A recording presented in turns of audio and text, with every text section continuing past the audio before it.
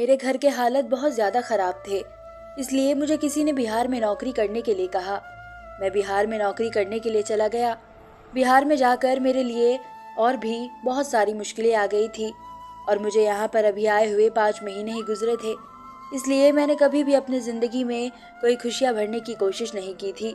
मैंने कभी किसी लड़की की तरफ नज़र उठाकर नहीं देखा था। लेकिन जब यहाँ पर आने के बाद मेरे कुछ दिन गुजरे तो जैसे मेरी ज़िंदगी में एक बहार सी आ गई थी। एक बिहारी लड़की ने मुझे पसंद कर लिया था। वह उम्र में मुझसे बहुत छोटी थी, जवान थी, खूबसूरत थी। उसने मुझसे कहा कि वह मुझसे शादी करना चाहती है। मैं जहाँ पर नौकरी करता था वो भी वहीं पर मेरे साथ नौकरी करती थी। मैं बिहार की एक फैक्ट्री में गारमेंट डिपार्टमेंट्स में काम किया करता था और वह भी वहीं पर मेरे साथ काम करती थी। उसने कहा कि वह मुझसे शादी करना चाहती है और मुझे पसंद करती है। ये बात सुनते ही मेरी तो खुशी का ठिकाना नहीं रहा था। मेरा दिल धड़कना भूल गया था। मैं सोच भी नहीं सकती कि कानपुर के छोटे से गांव से निकलकर मामूली से काम में सेट होकर मैं एक बिहारी लड़की का पति बन जाऊंगा। ये तो आपको भी सुनने में अजीब लग रहा होगा कि मैं 32 साल का और वो 20 साल की जवान लड़की। उससे शादी करने पर मैं बहुत खुश हो रहा था। उस लड़की की उम्र 20 साल थी। मेरे लिए बहुत ज़्यादा खुशकिस्मती की बात थी, मुझ जैसे 32 साल के लड़के को एक 20 साल की जवान खूबसूरत लड़की मिल रही थी, जबकि हम दोनों की उम्र में लगभग 12 साल का फासला था। आखिर उसने मेरे अंदर ऐसी क्या खूबी देखी थी जो मुझे पसंद कर लिया था। मेरे लिए मेरी ज़िंदगी की सबसे बड़ी खुशखबरी थी, क्योंकि मुझे गांव में तो कोई रिश्ता नहीं दे रहा था। इसलिए ये लोगों का कहना था कि अमन वहाँ जाकर बहुत बिजी हो गया है।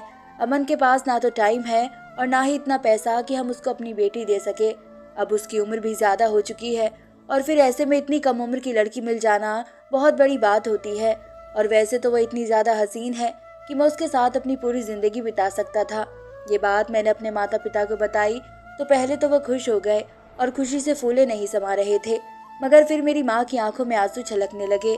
मैंने कॉल पर अपनी माँ से पूछा कि क्या हुआ है। माँ ने कहा कि अमन बेटा, क्या तुम्हें लगता है कि वो बिहारी लड़की तुम्हें हमारे पास आने देगी? बिल्कुल भी ऐसा नहीं होगा। अब तो बस तुम बिहार के ही होकर रह गए हो। खुशी तो बहुत है बेटा कि तुम्हें इतनी कम उम्र की लड़की मिल रही है और यकीनन वो गांव की लड़कियों से कहीं ज़्यादा खूबसूरत होगी, तुम्हारा ख्याल भी रखेगी, क्योंकि तुम उम्र में उससे बहुत बड़े हो और उसने तुम्हें अपनी मर्जी से पसंद किया है। लेकिन परेशानी ये है कि हमें तो तुम भूल ही जाओगे। सारी जिंदगी हमने तुम्हें पाल पोस कर बड़ा किया, हमें तुमसे बहुत सारी उम्मीदें हैं और आखिर में तुम उस बिहारी लड़की के ही होकर रह जाओगे। बस माता पिता की किस्मत में आखिर में सिर्फ मायूसी के सिवाय कुछ नहीं बचता। बस बेटे, मेरे दिल का बोझ हल्का हो गया। अब कॉल काट देती हूँ। माँ के रोने की आवाज़ मेरे कानों में गूंज रही थी। ये बात तो माँ ने बिल्कुल ठीक कही थी। जब मैं रीना से शादी कर रहा था तो मुझे बाकी लोगों को भूलना ही पड़ता। मैं बहुत ज़्यादा परेशान हो गया था। मेरे दिल में एक ख्याल आया कि इंसान को रोज़गार किस किस तरह से परेशान कर देता है कि उसे अपने को ही छोड़ना पड़ता है। मुझे उन लड़कियों का दर्द बहुत महसूस हुआ जो अपने माता पिता को छोड़कर अपनी ससुराल की हो जाती है और फिर उन्हें वापस अपने घर आने के लिए किसी की परमिशन की ज़रूरत होती है। फिलहाल मैंने अपनी होने वाली बिहारी पत्नी रीना से ये बात कही तो वो मेरे गले लग गई और मेरे गले लग कर कहने लगी, तुम ऐसी बातें क्यों कर रहे हो? क्या मुझे एहसास नहीं है कि तुम एक इज्जतदार परिवार से ताल्लुक़ रखते हो और मैं कौन सा अलग हूँ? मेरे भी परिवार का यही उसूल है जो तुम्हारे परिवार का है। मुझे तो खुशी है कि तुम इतने जज्बाती हो रहे हो। इसका मतलब यही है कि तुम फ्यूचर में मुझे बेपनाह मोहब्बत करोगे, मुझे इतना प्यार करोगे कि मैं सारी ज़िंदगी खुश रहूँगी। जाहिर सी बात है, जो लड़का अपने माता पिता की इज्जत करता है वही असल में असली मर्द होता है, जो अपनी पत्नी को भी मोहब्बत दे सकता हो। जो उसे चाहिए वो होती है। मेरी पत्नी की इतनी नरम दिल को देखकर मैं बहुत खुश हुआ था। मैंने उससे पूछा, क्या तुम मेरे माता पिता के पास जाने की परमिशन दे रही हो? तुम्हें पता है ना कि तुमने मुझसे कहा था तुम शादी के बाद यहीं पर रहना चाहती हो। तो वो कहने लगी, अरे मेरे बेवकूफ़ पति, मैं तुमसे ये कहना चाह रही हूँ कि तुम अपने माता पिता को यहाँ बिहार बुला लो। वैसे भी वो घर पर रहकर क्या करेंगे? तुम उनके इकलौते बेटे हो। अब वे वहाँ पर अकेले रह गए। तुम चाहो तो उन्हें यहाँ पर बुला सकते हो। तुम ही तो कहते हो कि तुम्हारे रिश्तेदार अच्छे नहीं हैं और ना ही लोगों का व्यवहार तुम्हारी फैमिली के साथ अच्छा है। तो फिर वहाँ पर अकेले रहकर तुम्हारे पेरेंट्स क्या करेंगे? तुम उनको यहाँ पर बुला लो और हम उनकी मौजूदगी में उनके सामने यहाँ पर शादी कर लेंगे। मेरी पत्नी रीना की कहे हुए शब्द मुझे बहुत ही अच्छे लग रहे थे। मैंने अपने पेरेंट्स को एक गुड न्यूज़ सुना दी। मेरे पेरेंट्स के आने जाने का सारा खर्चा रीना ने ही उठाया था। वैसे भी उसके पास पैसों की कोई कमी नहीं थी, क्योंकि वो मुझसे पहले ही फैक्ट्री में काम कर रही थी। 18 साल की थी तब से ही वह इस फैक्ट्री में काम कर रही थी, और मुझे तो अभी फैक्ट्री में लगे हुए सिर्फ 6 महीने ही गुजरे थे, इसलिए मेरी सैलरी उससे कम थी। शायद रीना को अपनी ज़िंदगी में ऐसा मर्द चाहिए था जो उसके साथ चलता हुआ अच्छा लगे। वैसे मेरी उम्र 35 साल थी, लेकिन मेरी हाइट हेल्थ कम थी, इसलिए मैं भी कम उम्र का ही लगता था। मैं कोई आदमी नहीं, बल्कि कम उम्र का लड़का ही लगता था। बस गांव के लोगों की ही सोच ऐसी थी कि वे अपनी बेटी मुझे नहीं देना चाहते थे। खैर, अब तो मेरे पास एक ऐसी लड़की थी जो मुझे पसंद करती थी और मुझ पर मिटती थी। मैंने अपने पेरेंट्स को 1 हफ्ते के अंदर अंदर ही बिहार बुला लिया था। ये सब देखकर तो हमारे रिश्तेदार भी हैरान रह गए थे कि अमन की किस्मत जाग गई है। उसने बिहारी लड़की से शादी करके अपने माता पिता को भी वहीं पर बुला लिया। मेरे पेरेंट्स अब यहाँ पर आए तो मेरी उनकी मौजूदगी में शादी हो गई। शादी वाले दिन मैं बहुत ज़्यादा खुश था। मुझे यकीन नहीं आ रहा था ये सब कुछ हकीकत में हो रहा है या फिर कोई सपना है। मेरी पत्नी ने मुझसे कहा कि वह मुझसे सिर्फ प्यार और इज्जत चाहती है। आज रात के 2 बज रहे थे और वो मेरे कमरे में मेरे सामने बैठी हुई थी। वो बहुत ज़्यादा खूबसूरत लग रही थी। वो किसी खूबसूरत गुड़िया की तरह लग रही थी। ऐसा लग रहा था जैसे कोई मासूम सी मूरत मेरे सामने बैठी हुई है। मैं भी बहुत स्मार्ट लग रहा था और कपड़े भी महंगे पहन रखे थे। मेरे अनपढ़ होने का सबूत ये था कि मैंने अपनी पत्नी के लिए जो गिफ्ट लिया था उसको मैंने एक सिर्फ छोटी सी थैली में रख लिया था। ना ही उसको बॉक्स में रखा और ना ही उसको पैक कराया, जबकि मेरे पास एक थैले में अलग से पैसे भी पड़े हुए थे जो मैं आज सुबह सुबह ही लेकर आया था। और ये भूल गया था कि मेरी पत्नी को तो चॉकलेट पसंद है। उसे तो चॉकलेट और टेडी बियर से प्यार है, जबकि मैं उसके लिए पैसे लेकर आया हूँ। और मैंने एक छोटा सा आर्टिफिशियल सेट भी उसके लिए ले लिया था। वैसे भी हम जैसे लोगों की फितरत कहीं भी जाकर नहीं बदलती। मैंने सोचते हुए पैसे अपने पास इसलिए रखे थे कि वो जो चाहेगी अपने लिए लेकर आ जाएगी, पर ये भूल गया था कि उसके पास पैसे तो पहले से ही बहुत सारे हैं। मेरी पत्नी के हाथ में पहले से ही एक छोटा सा बॉक्स मौजूद था। शायद वो भी मुझे कोई गिफ्ट देना चाहती थी। जब मैंने उसके हाथ में वो गिफ्ट देखा तो अपने पैसे देने का इरादा बदल दिया।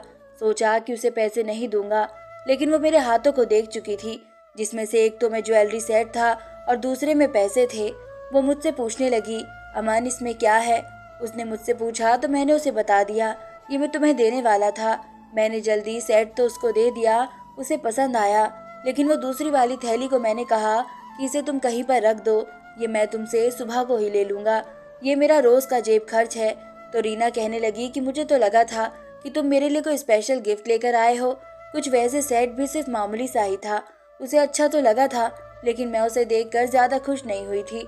मैंने उससे कहा, माफ़ करना रीना, मैं अपने पेरेंट्स की वजह से शायद सब कुछ भूल गया था कि तुम्हें कोई स्पेशल सरप्राइज़ भी देना है, लेकिन मैं तुम्हें कल इससे भी अच्छा गिफ्ट लाकर दूंगा जो तुम्हें बहुत ज़्यादा पसंद आएगा। बल्कि यहाँ लाकर नहीं दूंगा, तुम्हें उस गिफ्ट के पास जाना पड़ेगा। मेरी चिकनी चिकनी बातों में वो आ गई थी और उसकी नाराज़गी भी दूर हो गई थी और वह सब कुछ भूल कर मेरे गिफ्ट के बारे में सोचने लगी। मैंने गद्दे के नीचे हाथ बढ़ाया और उससे कहा कि मैं सारे पैसे गद्दे के नीचे रख रहा हूँ। तब उसका चेहरा उतर गया। ऐसा लग रहा था जैसे वो नहीं चाहती थी कि मैं गद्दे के नीचे सामान रखूँ, और वो शायद मुझे अपने पास भी नहीं आने देगी।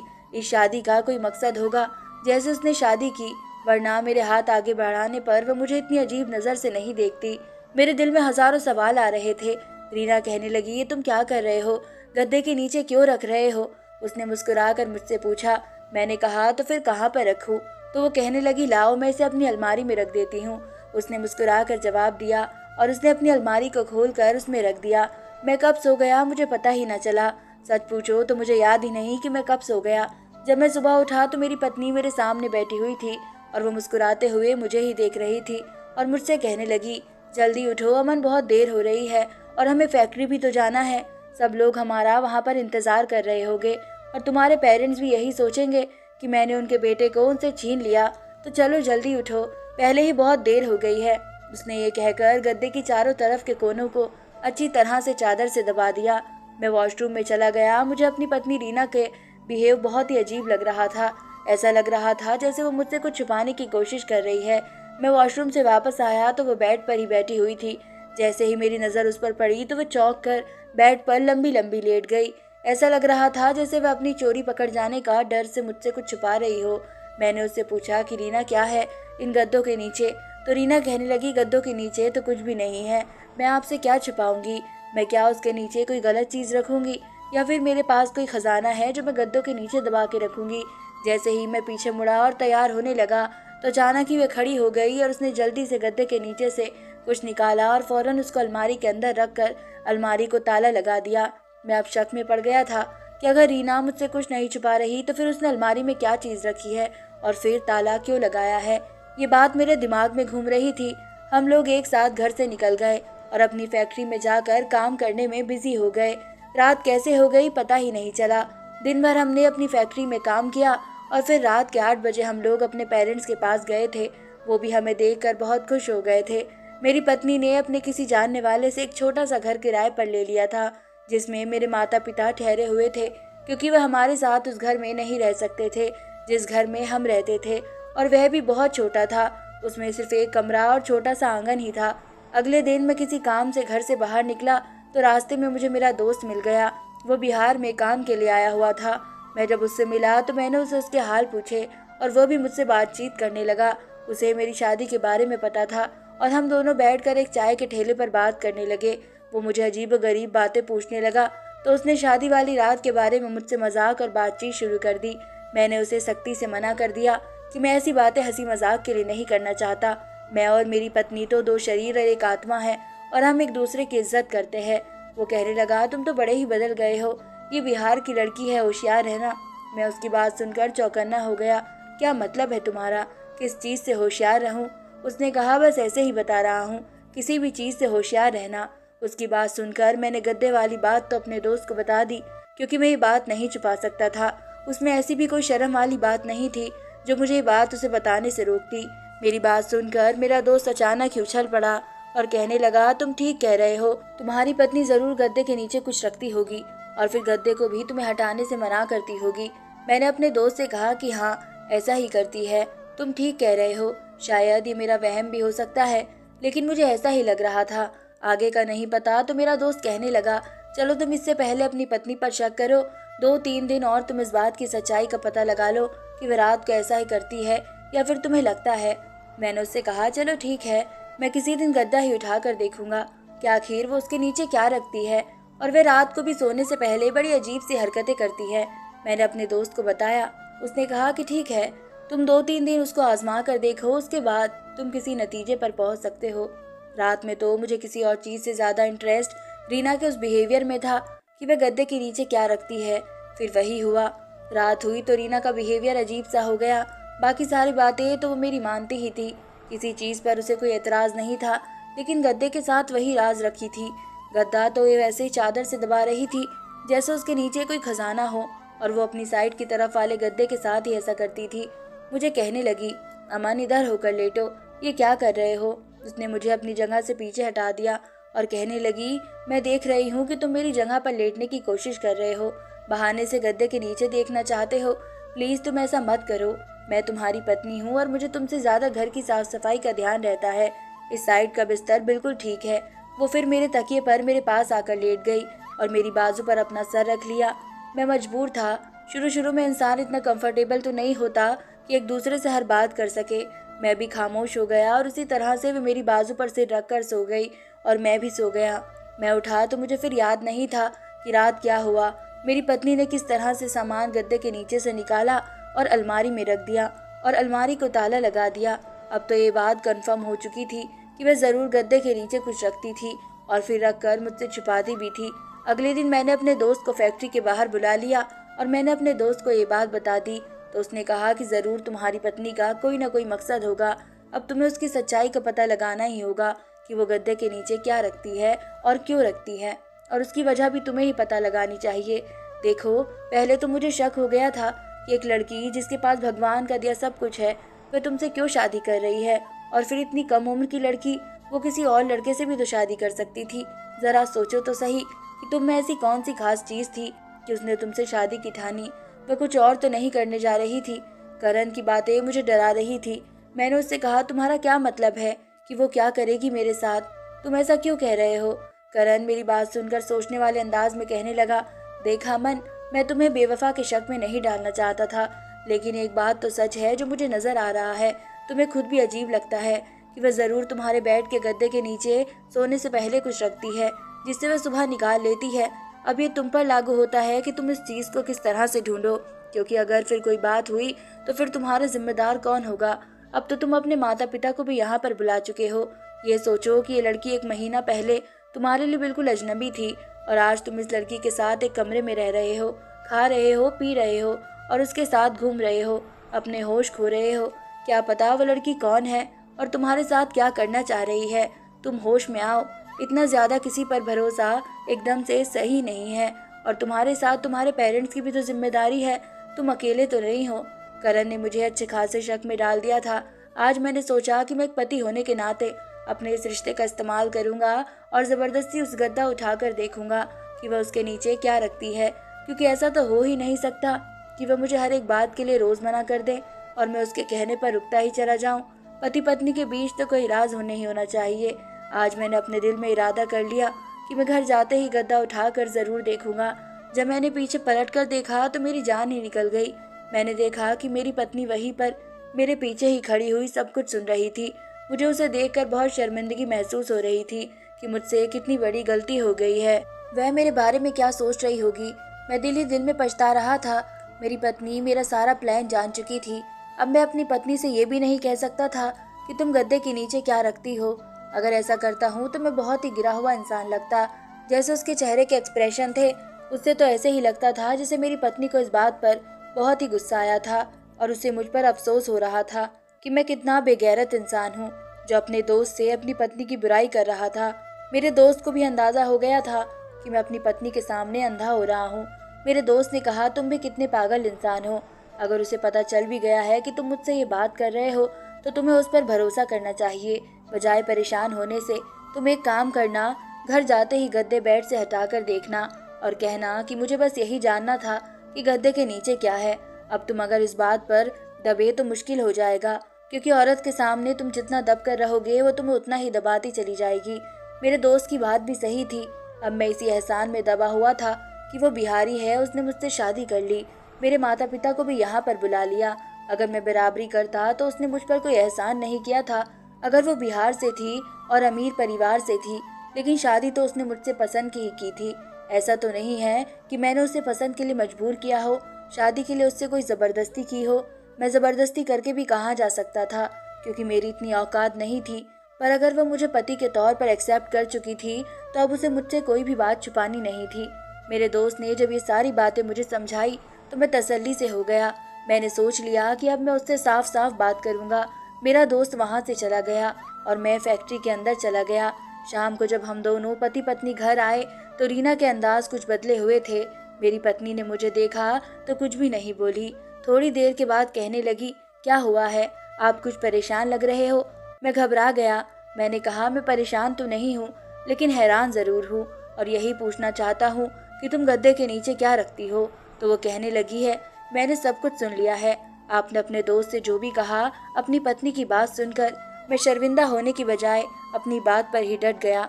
मैंने कहा, हाँ तुमने सही सुना है, आखिर इसमें बुरा ही क्या है। तुम मुझे खुद ही बता दो कि तुम गद्दे के नीचे क्या रखती हो। इस कमरे में जो कुछ भी है, क्या उस पर मेरा हक नहीं है। मेरी पत्नी हंसकर कहने लगी, अरे तुम्हें किसने कहा कि तुम गद्दे के नीचे ना देखो। मैं तो बेवजह ही तुमसे छुपा रही थी, क्योंकि मुझे अच्छा नहीं लगता ना ऐसी बातें करना। और तुम खुद देख लो कि गद्दे के नीचे क्या है। मेरी पत्नी ने एकदम से बिस्तर हटाया और उसके बाद गद्दा भी हटाकर जमीन पर रख दिया। बेड पूरी तरह खाली पड़ा हुआ था। सच में उसके नीचे तो कुछ भी नहीं था। मैंने अपनी पत्नी से कहा, हाँ मगर तुम रात को ज़रूर कुछ रखती हो, झूठ मत बोलो। वो कहने लगी, देखो मुझे झूठ बोलने की आदत भी नहीं है। मैं अगर गद्दे के नीचे कुछ रखती तो तुम्हें क्यों नहीं बताऊंगी। चलो अगर तुम्हें मुझ पर यकीन नहीं आता तो अगली बार जब मैं रखूंगी तो तुम खुद ही देख लेना और इस टाइम में क्या रखती हूँ और क्यों रखती हूँ। मैंने कहा, चलो अच्छा है, ये भी अच्छा है। उम्मीद है कि अब तुम मुझसे कुछ छुपाओगी नहीं। पर उस दिन के कुछ दिन बाद तक हमारी शादी को 1 महीना गुजर गया, पर मुझे कमरे में आते ही नींद आ जाती थी। इतनी तेज नींद आती थी कि जब मेरी आँख खुले तो सुबह हो जाती थी और मैं यही सोचता रह जाता था कि आखिर में रात कब और कैसे गुजरी। मुझे तो ये भी नहीं याद कि नींद कैसे आई। मुझे तो ये भी नहीं याद कि जब मैं घर पर आया तो मैंने रात का खाना कब खाया और मैंने क्या खाया था। अब मुझे परेशानी होने लगी थी। मैं किसी तौर पर भी अपने साथ ऐसा बिहेवियर बर्दाश्त नहीं कर सकता था। मुझे पता लगाना ही था, या फिर कमरे में आते ही मुझे नींद क्यों सवार हो जाती है। मैंने सोचा कि शायद मेरी पत्नी मुझे चाय में कुछ मिलाकर दे रही होगी, या मेरे साथ कुछ ऐसा कर रही है जिससे मुझे नींद आ जाती है और मैं गहरी नींद में सो जाता हूँ। मैंने बहुत कोशिश की मैं पता लगा सकूं आखिर मेरे साथ क्या होता है, पर मैं इस कोशिश में नाकाम रहा। मैं सारा दिन सावधान रहता कि अपनी पत्नी के हाथ से कुछ भी ना खाऊं ना पीऊं, बल्कि एक दिन तो ऐसा हुआ कि मैं बाजार से ही खाना लेकर आ गया था और हम दोनों ने वही खाना खाया। उस दिन भी जब मैं घर के अंदर दाखिल हुआ तो मुझे आते ही नींद आ गई थी, लेकिन इस सबसे अच्छी बात यह हुई कि उसी दिन मेरी सुबह के 6 बजे की आंख खुल गई थी। सुबह को जब मैं उठा तो मुझे बहुत अच्छा महसूस हुआ था। फिर रात की किसी भी बात के बारे में सोच ही नहीं पाता था। मैं ज़्यादा से ज़्यादा अपने काम में ध्यान दिया करता था और मेरी पत्नी भी ऐसी ही थी। वो मेरे साथ फैक्ट्री जाती थी और अपने काम में दिन भर बिजी हो जाती थी और रात को घर में आते ही वो हम दोनों के लिए खाना बना देती। मैं भी कभी कभी उसके साथ उसके काम में हाथ बटा दिया करता था। आखिर में मैं अपनी पत्नी से पूछने पर मजबूर हो गया। मैंने अपनी पत्नी से बहुत प्यार से और मोहब्बत से पूछा कि मेरी जान, मुझे बता दो कि तुम ऐसा क्या जादू करती हो कि कमरे में आते ही मुझे नींद आ जाती है। और गद्दे वाली बात को तो मैं भूल ही गया हूँ, तुम गद्दे के नीचे क्या रखती थी। मेरी बात सुनकर वो हंसने लगी और कहने लगी, देखो अगर तुम्हें लगता है कि मैंने तुम पर कोई जादू टोना किया है तो ये गलत है। जादू से तो मैं दूर भागती हूँ, बल्कि मैं तो ऐसे लोगों से नफरत करती हूँ जो जादू जैसी चीज़ों पर विश्वास रखते हैं। हाँ, पर एक जादू मैंने तुम पर ज़रूर किया है। मैंने घबराते हुए अपनी पत्नी से पूछा कि क्या, क्योंकि मुझे तो कुछ दिनों से ऐसा ही लग रहा था कि मैं किसी जादू टोने के असर में आ गया हूँ। देखो, तुम दूसरे शहर के लोगों को गलत आदतें होती हैं, रोज़ रात को देर से घर वापस आते हैं, जबकि हमारे शहर में ऐसा नहीं होता। यहाँ के सारे मर्द जल्द ही घर में आ जाते हैं और अपने परिवार के साथ ही सो जाते हैं। यहाँ के मर्द रातों को देर तक दोस्तों के साथ भी नहीं बैठते, बल्कि रात तक घर से बाहर भी नहीं निकलते और औरतें भी घर से बाहर नहीं निकलती, जबकि बच्चों पर भी पाबंदियां लगाई जाती है। सब लोग रात को 8 बजे तक ही सो जाते हैं और सुबह को 6 बजे तक उठ जाते हैं। दरअसल मैंने सुना है दूसरे शहरों के लड़के और आदमी रात के 1 या 2 बजे ही घर में घुसते हैं, लेकिन यहाँ पर ऐसा कुछ भी नहीं है। हमारे यहाँ एक तरीका बहुत अलग है। आप भी यहाँ पर अपने तरीके से ही चल रहे थे। जब हम दोनों फैक्ट्री से आते थे तो आप भी खाना खाने के बाद यहाँ से चले जाते थे और मैं घर में अकेली हो जाती थी और आपका इंतज़ार करती रहती थी। मुझे आपका तरीका बिल्कुल भी पसंद नहीं आया था। मेरी बात पर नाराज़ मत होना, लेकिन बात यही है कि आप बहुत गलत है। आपको रात को घर में होना चाहिए और अपनी पत्नी का ख्याल रखना चाहिए। वैसे तो आप मेरे साथ घर के कामों में भी हाथ बटाते हैं, लेकिन आपको बाहर जाने की ज़्यादा फिक्र लगी रहती है। मैंने सोचा कि अगर मैं आपसे लड़ाई झगड़ा करूंगी, आपको बदलने की कोशिश करूंगी, तो शायद आप मुझसे नाराज़ हो जाएंगे, मुझसे लड़ाई झगड़ा करोगे। मैं आपको शादी के बाद से ही बदलने की कोशिश कर रही हूँ, लेकिन सच बताइए, क्या आपको अच्छा नहीं लगता कि आप घर में रहकर अपनी पत्नी का ख्याल रखें? ऐसा भी तो हो सकता है कि आपकी गैर मौजूदगी में घर में कोई घुस आए, फिर कोई ऐसा इंसान जो आपकी पत्नी को नुकसान पहुंचा सके, तो क्या आपको अच्छा लगेगा? उसने नज़र चुराते हुए कहा, तो बस ये सब कुछ मैं इसलिए ही कर रही थी। मेरी तो सिर्फ ये कोशिश थी कि आप रात को जल्दी घर में आ जाओ और जल्दी ही सो जाया करो। इस शहर में क्राइम बहुत ज़्यादा है। मैं नहीं चाहती थी कि मेरा पति भी किसी गलत काम में पड़ जाए या फिर लोग इसे मुश्किल में डाल दें। हमें ज़िंदगी आसानी से जीनी है तो हमें अपने तौर तरीके बदलने पड़ेंगे, और मैं यही कर रही थी आपके साथ। आपके तौर तरीके बदल रही थी। आपके गांव में ऐसा होता होगा कि आप रात को देर से घर वापस आते होगे, लेकिन यहाँ पर ऐसा कुछ नहीं है। यहाँ रात को जाने के बाद कोई बच्चा भी घर से बाहर नहीं निकलता। तभी तो यहाँ पर हर कोई इंसान सुबह जल्दी उठकर अपने कामों में लग जाता है और शाम को जल्दी फ्री होकर अपनी फैमिली के साथ टाइम स्पेंड करता है और फिर सो जाता है। और रही बात आपकी नींद की, तो मैं एक अलग तरह की कॉइल लगाती हूँ, जिससे मच्छर तो भागते ही है, साथ ही साथ उसकी खुशबू से हम दोनों को नींद भी आ जाती है। और रही बात बेड के गद्दे के नीचे क्या रखती हूँ, तो वह एक डिब्बे में देसी घी रखती हूँ और रोज़ रात को उसी से अपने पैरों की मालिश करती हूँ, क्योंकि सारा दिन फैक्ट्री में काम करके मेरे पैर दुखने लगते हैं। तो देसी घी से मालिश करके जहाँ पैरों का दर्द खत्म होता है, वहीं पर आंखों की रोशनी भी तेज होती है। अभी अगर आपको ये लगता है कि आपके सोने के बाद मैं कहीं जाती हूँ या किसी से मिलती हूँ, कोई और काम करती हूँ, तो ऐसा बिल्कुल भी नहीं है। मैं तो रात को इस टाइम सो जाती हूँ। कमरे में होने वाली कॉइल की वजह से आपको भी घर में आते ही नींद आने लगती है, और यही इस कमरे की खास बात है। मैंने ये सब कुछ जानबूझकर किया ताकि हम दोनों की जिंदगी में आसानी हो। और देखो, छोटी मोटी बात पर शक मत किया करो। अगर तुम मुझसे पूछ लेते तो मैं तुम्हें साफ साफ बता देती, लेकिन तुमने सबसे पहले ये बात अपने दोस्त को बताई, उसके बाद मुझे कोई सवाल किया। अपनी पत्नी की बात सुनकर मैं शर्मिंदा हो गया था। सच में हम कभी कभी ऐसा ही करते हैं, छोटी से छोटी बात को दिल पर सवाल कर देते हैं और फिर इसी के बारे में सोचते सोचते एक छोटी सी बात का इशू बन जाता है और वह इशू हमारे रिश्ते की सारी खूबसूरती को छुपा लेता है। मैं आप सब लोगों से यही कहना चाहूँगी कि अगर आपको किसी पर भी थोड़ा सा भी शक हो तो आप उसके सामने बैठकर बात को क्लियर कर ले। कभी कभी अपनी पत्नी पर या अपने पति पर शक ना किया करे, वरना आपकी हंसती मुस्कुराती जिंदगी तबाह बर्बाद हो जाएगी। शक ऐसी चीज है जो लोगों के घर क्या सारी जिंदगियों को उजाड़ देता है। भगवान का शुक्र है कि मेरी पत्नी समझदार थी और उसने मुझे समझाने के लिए एक नया तरीका अपनाया। तो इस कहानी के बारे में आपकी क्या राय है, कमेंट करके ज़रूर बताएं। धन्यवाद दोस्तों। और अगर आपको हमारी कहानी पसंद आई हो तो हमारे चैनल को सब्सक्राइब करें, वीडियोस को लाइक करें और ज़्यादा से ज़्यादा शेयर करें। धन्यवाद।